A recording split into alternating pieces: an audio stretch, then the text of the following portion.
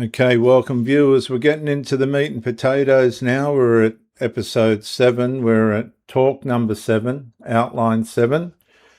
I think it's 12 or 13, 14 part series that I've come up with. The cost of legislation, experimentation. It's a therapy journey for people that are, particularly women, that are being brutalized by not being able to understand what's actually going on out there. I've really hammered this on the channel.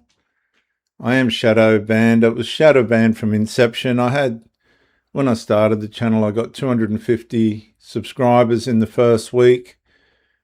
And I haven't had any since. So if it's not reaching you, I do apologize. If it does, share it extensively. This information has not just been made up. It's come at great study, and hopefully, I just hope it's reaching people that need it. We're really getting into the meat and potatoes now. When one boundary was given to governors, when one boundary, the boundary of biological women, was given to governors, now they're trying to share it. The 2013 law gave this undermining of the governance of the biological women and said, you're going to share it with the ideologists, the transgenderists, okay?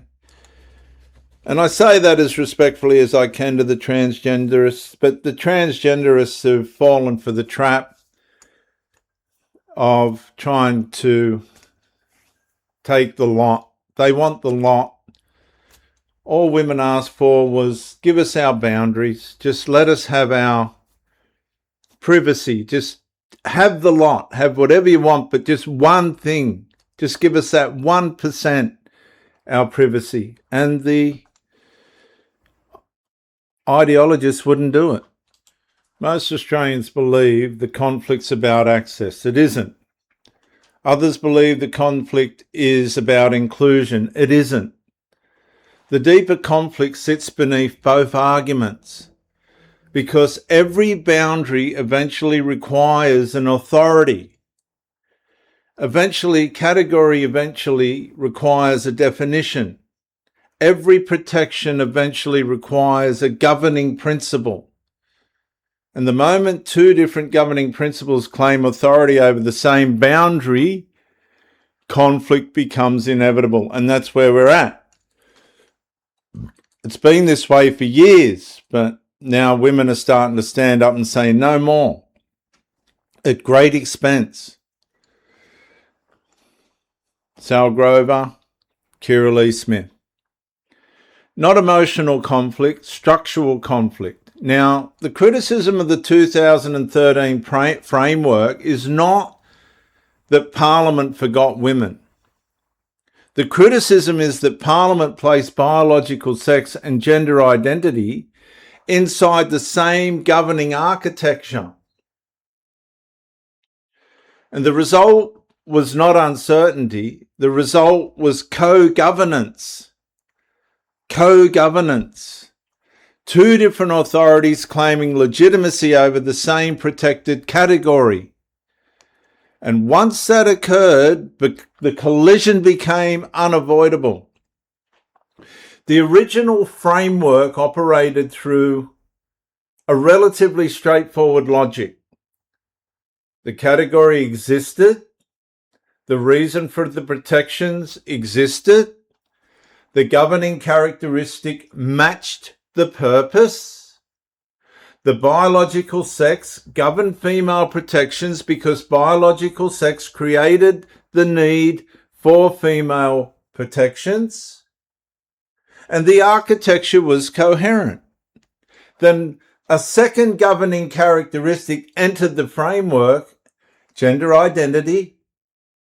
And at first the change appeared compassionate, protective, administrative. Few people recognized what had actually occurred. The law was no longer recognizing only a biological category.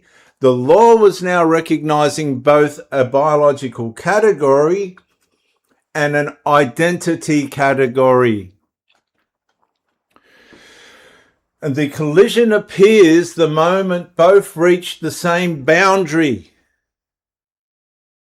Okay? Now, women don't want to cross over into the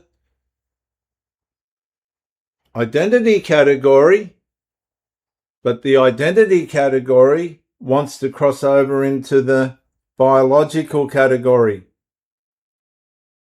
Not because either category disappears, because both categories now claim authority. The government in 2013 gave the identity ideology the same authority as the biological reality, the biological way in which we've been made.